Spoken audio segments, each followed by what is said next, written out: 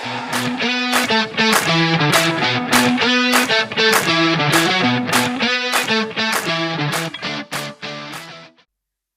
lagi di channel Give Out Football, channel yang bahas tentang Manchester United yang ringan-ringan saja.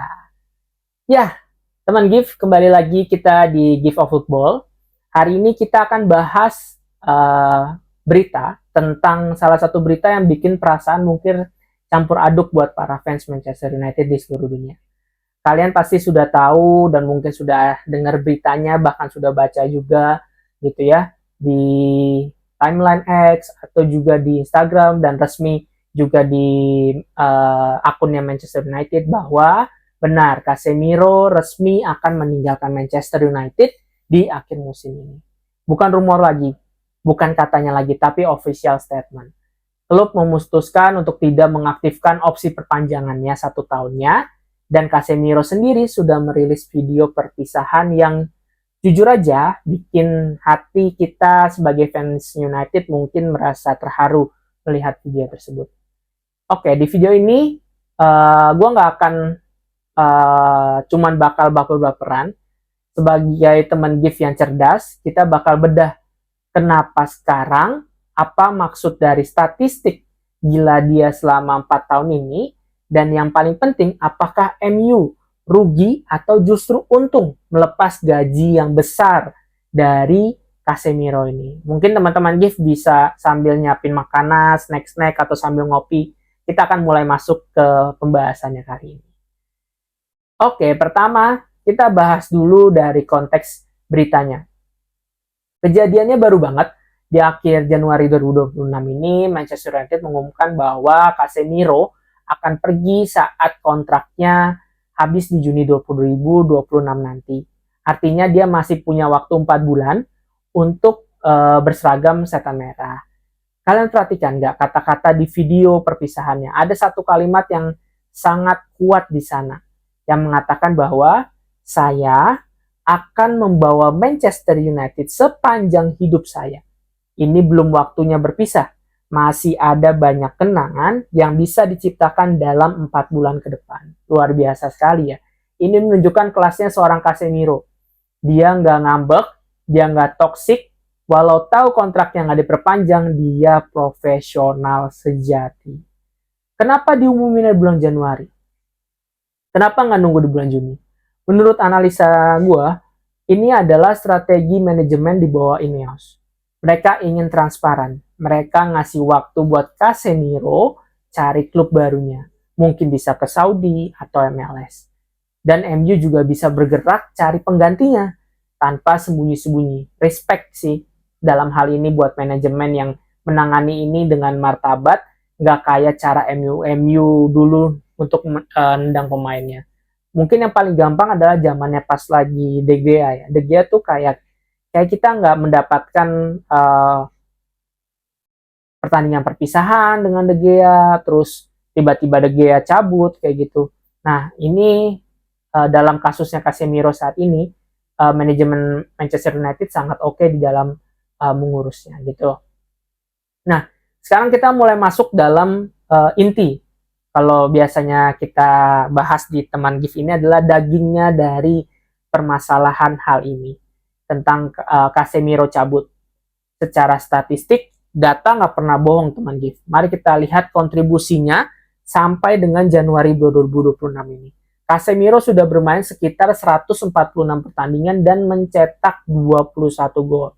Tunggu, 21 gol itu untuk seorang DM, itu angka yang sangat luar biasa. Ingat gol dia di final Carabao Cup 2023 lawan Newcastle, itu adalah momen di mana mentransformasi mentalitas tim ini.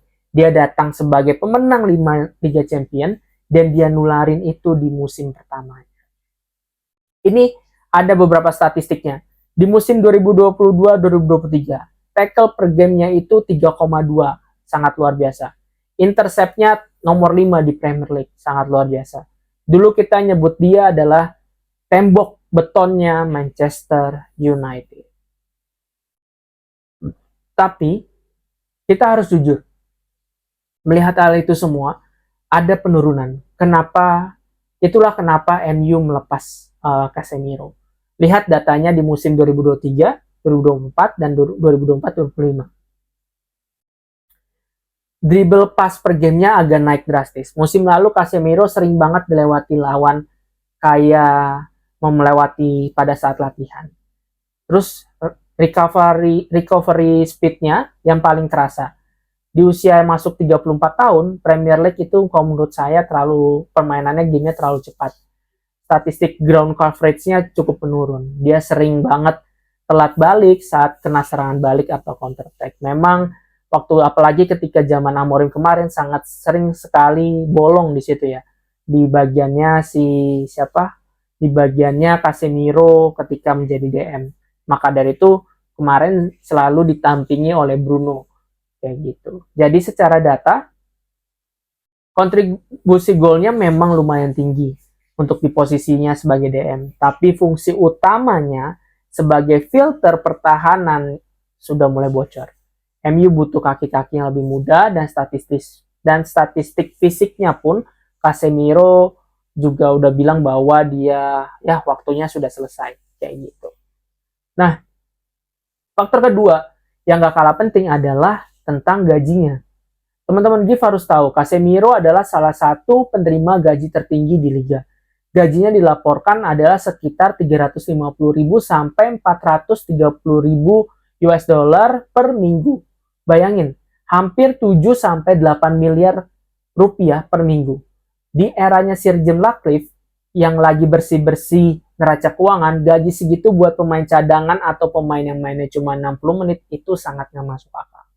Jadi kalau melihat gajinya Casemiro memang besar sekali ya dengan melihat kontribusinya saat ini.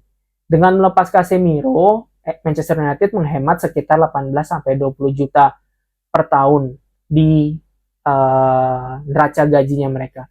Uang segitu tuh bisa gaji 3 pemain muda yang potensial kayak Kobbie Mainoo atau rekrut kembali wonderkid baru.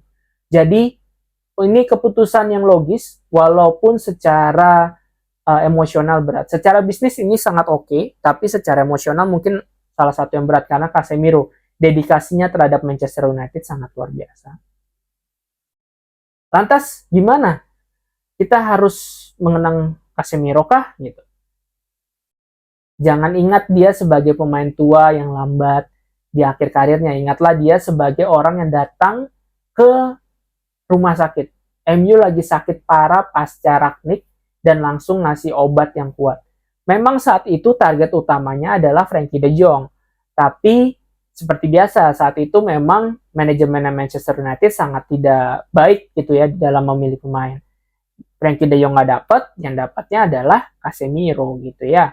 Tapi Casemiro datang malah memberi semangat kembali di lini tengah, walaupun efeknya nggak jangka panjang. Efeknya karena usianya sudah tua dan di Madrid itu lumayan usianya dia saat itu sudah lumayan masuk usia yang tua, jadi memang pasti ada penurunan secara fisik dan lain-lainnya. Tapi Casemiro tuh mengajari Lisandro Martinez, Diego Dalot, Bruno, gimana caranya grinding hasil. Dia mentor untuk Kobbie Mainoo ya, secara khusus. Tanpa Casemiro mungkin Mainoo nggak akan sematang sekarang, karena nggak ada role model di sebelahnya. Kira-kira siapa penggantinya? Sekarang Manchester United punya PR. Siapa yang harus ngisi lubang ini? Kalau yang pertama di klub masih punya Manuel Ugarte. Manuel Ugarte sudah ada tipe ball winner murninya, tapi memang passing-passingnya belum sekelas Casemiro. Dan menurut gua Ugarte bukan pilihan utama untuk ada di squad Manchester United saat ini. Terus rumor-rumor transfernya ada nama kayak Adam Wharton dari Crystal Palace, ada Carlos Baleba dari Brighton. Kayak kencengnya banget dikaitkan hal tersebut. Tapi MU butuh profil yang atletik, muda, dan untuk resistennya juga lumayan tinggi. Nah, dan di Januari ini, apakah langsung didapat Michael Carrick, atau seperti yang video yang sebelumnya gue bilang, seperti Wilfried Ndidi bisa masuk, atau juga Ruben Neves untuk jangka pendek, atau pemain-pemain muda lain yang dapat dipinjamkan sementara ke Manchester United di bulan Januari ini. Kesimpulannya teman GIF, perpisahan Casemiro ini adalah bittersweet. Manis karena kita pernah punya legenda Real Madrid yang berdarah-darah buat badge-nya setan merah atau badge-nya Manchester United. Pahit karena kita harus mengakui kalau eranya memang sudah habis. 4 bulan terakhir ini mari kita nikmati sisa permainannya Casemiro. Jangan dihujat kalau dia larinya pelan, tapi tepuk tangan kalau dia melakukan tackle yang sangat khas yang dia lakukan. Pertanyaan saya buat kalian adalah, tolong tulis di kolom komentar, siapa satu nama pemain yang wajib dibeli Manchester United buat gantiin Casemiro di musim depan? Apakah Kimmich, De Jong, atau wonderkid lain, atau Adam Wharton, Carlos Baleba, atau pemain-pemain lain yang ada di transfer market berikutnya? Tulis jawabannya di kolom komentar di bawah, nanti kita akan diskusi bareng apa yang menjadi penggantinya Casemiro di Manchester United. Oke, terima kasih teman-teman yang sudah nonton. Jangan lupa like video ini kalau kalian suka pembahasannya, dan subscribe Gift of Football buat update bola tentang Manchester United yang pembahasannya ringan-ringan saja. Sampai berjumpa di video selanjutnya. Bye-bye.